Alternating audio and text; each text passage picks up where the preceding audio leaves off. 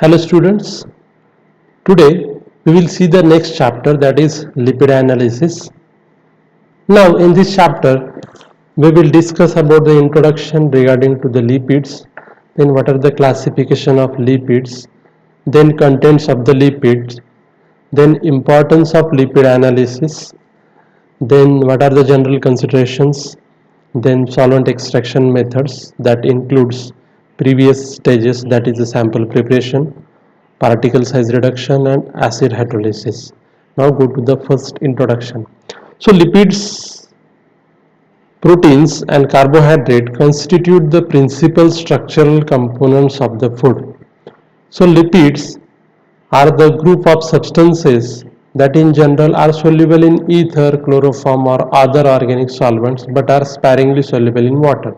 So as we know that lipids are nothing but the long chain carboxylic acids, okay, and as we know that particular long chain carboxylic acid, most of the lipids, they are having organic nature, and due to organic nature they are obviously dissolved in the organic solvents, okay. But some of the lipids such as the triglycerols are very hydrophobic means they are water hating. Other lipids such as the di and monoacyl glycerols have both hydrophobic and hydrophilic moieties in their molecules and are also soluble in relatively polar solvent. So there is a general consideration is that lipids which are soluble in water and lipids which are soluble in organic solvents, and accordingly they are classified. So short chain fatty acids such as carbon chain starting from C1 to C4 are completely miscible in water and insoluble in non-polar solvents. So the most widely accepted definition is based on the solubility as previously stated. While most macromolecules are characterized by common structural feature, the designation of lipid being defined by solubility characteristics is unique to the lipids. Lipid comprises a broad group of substances that have some common properties and some compositional similarities. Triglycerols are fats and oils that represents most prevalent category of the group of compounds known as lipids.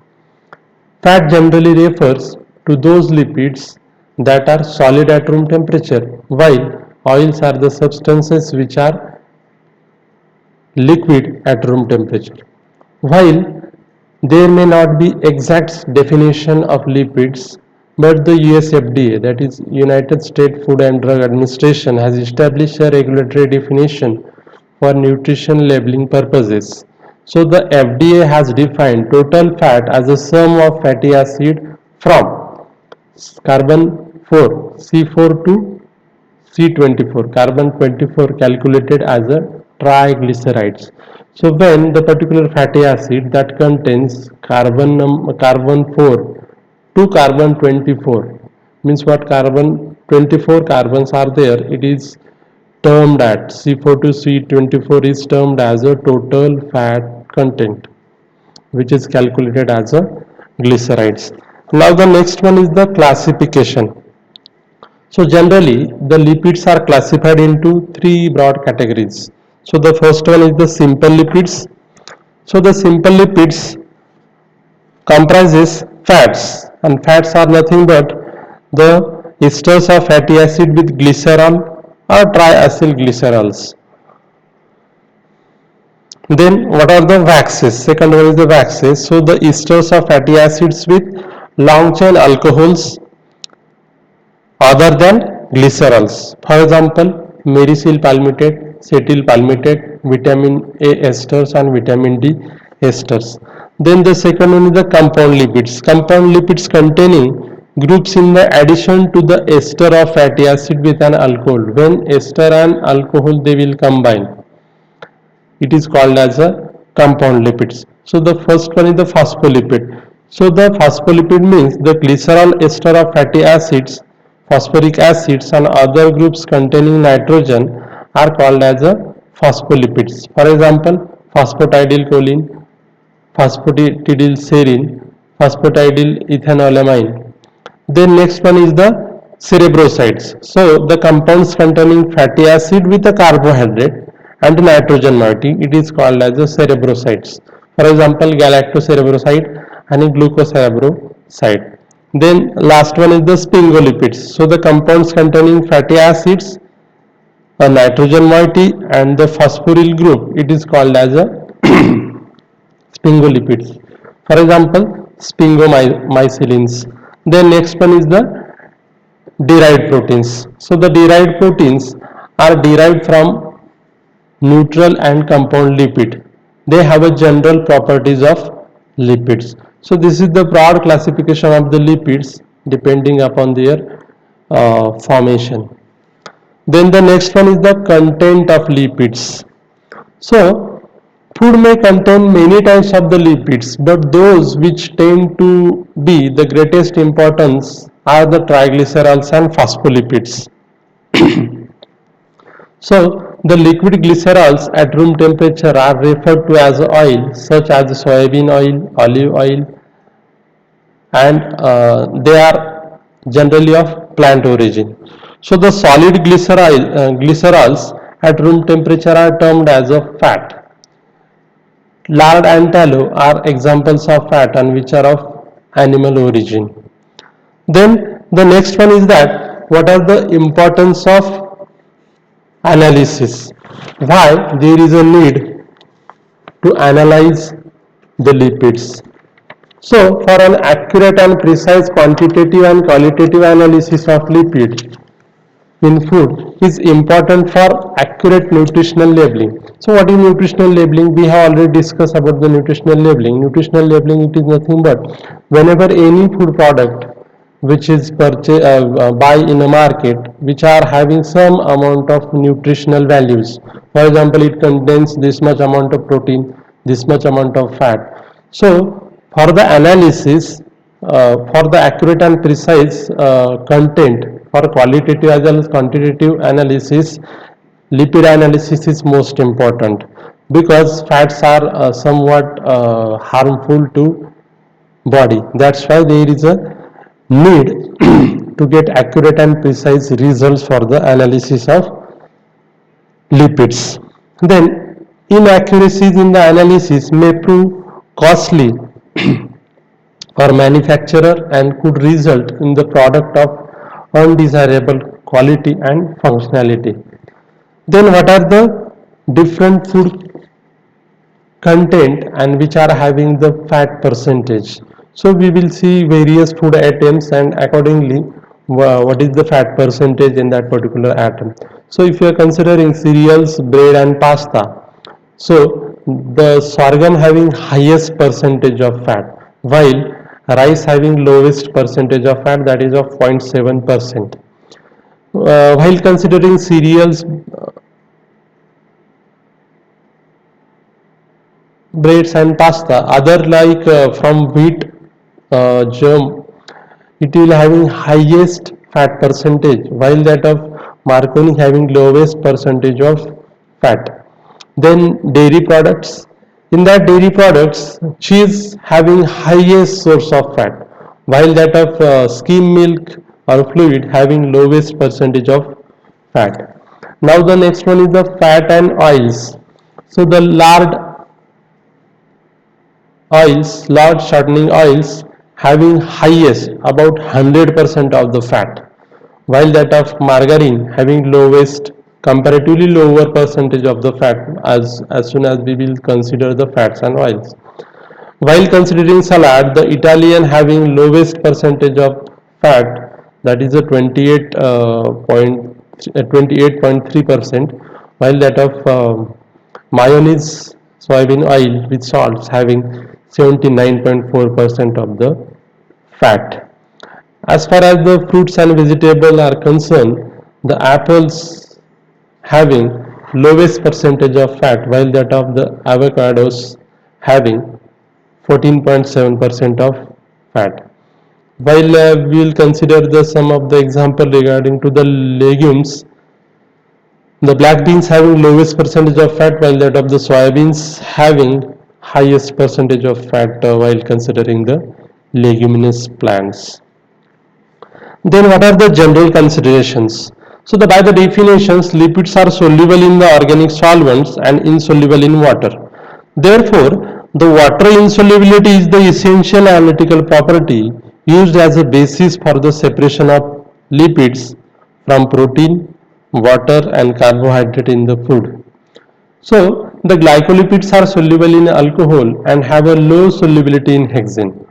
So generally what happens, this particular lipids, they are soluble in the non-polar solvents such as the chloroform, hexane, pentane. Okay, so the glycolipids are soluble in alcohols but have a low solubility in hexane. So in contrast, the triglycerides are soluble in hexane and petroleum ether, while which are non-polar solvent. Okay, the wide range of relative hydrophobicity of different lipid makes the selection of single universal solvent impossible for the lipid extraction of food. Some lipids in foods are components of complex lipoproteins and liposaccharides. Therefore, successful extraction requires that bonds between lipid and protein and carbohydrates to be broken so that lipids can be freed and solubilized in the extracting organic solvents.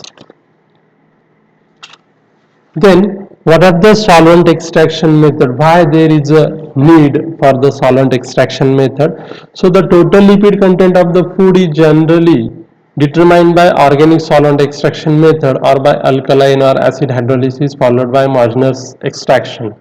So, both acid hydrolysis as well as alkaline hydrolysis method can be performed using Major extraction equipment.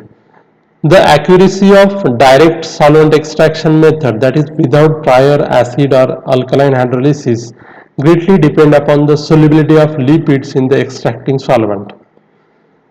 The lipid content of a food determined by the extraction with one solvent may be quite different from the content determined with the other solvent of different polarity. For the nutritional labeling purposes, total fat is most commonly determined by gas chromatographic analysis. Then the next one is, what is the sample preparation methods? So the validity of fat analysis of a food depends on proper sampling and preservation of the sample before the analysis.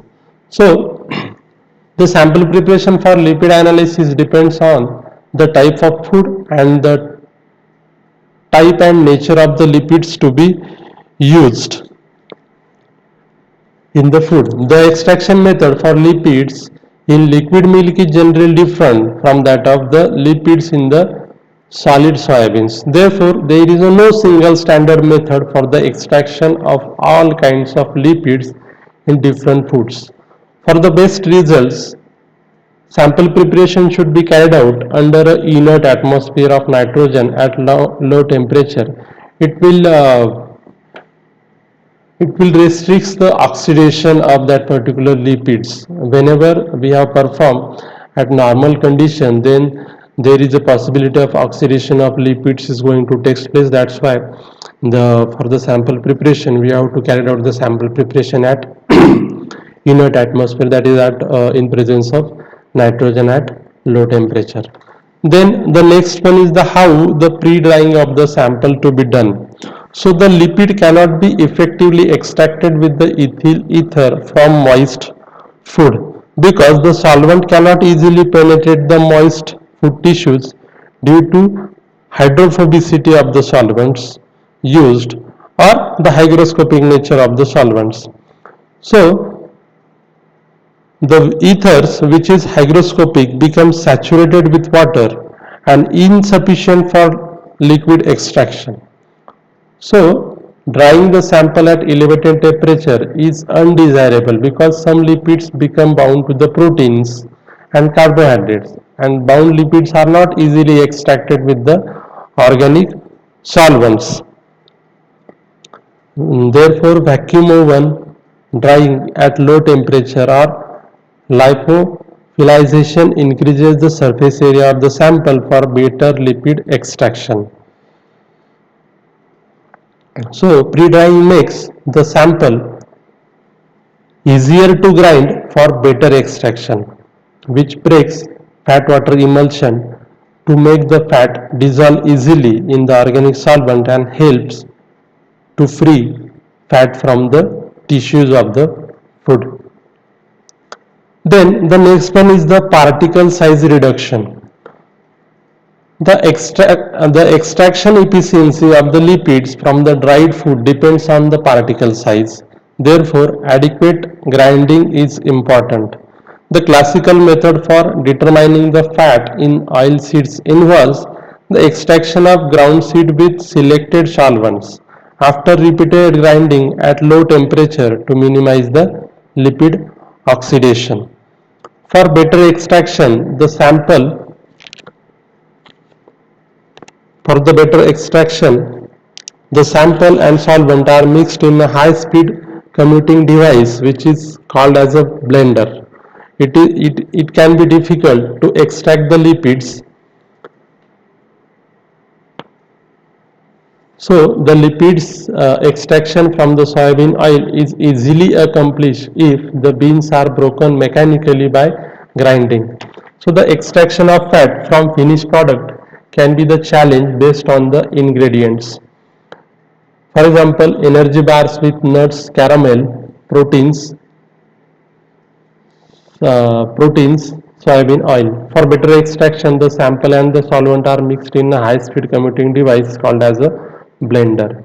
So the lipid extraction from soybean is easily accomplished if the beans are broken mechanically by grinding. The next topic is acid hydrolysis. A significant portion of the lipids in the food such as the dairy, bread, flour and animal product is bound to the proteins and carbohydrate. Such foods must be prepared for lipid extraction by acid hydrolysis. This includes significant percentage of finished products. The sample can be pre-digested by refluxing for 1 hour with 3 normal hydrochloric acid, ethanol and solid hexametaphosphate may be added to facilitate the separation of the lipids from the other components before food lipids are extracted with the solvents. For example, the acid hydrolysis of 2 eggs requires 10 ml of HCl and heating in a water bath at 65 degrees Celsius for 15 to 25 minutes or until the solution is clear.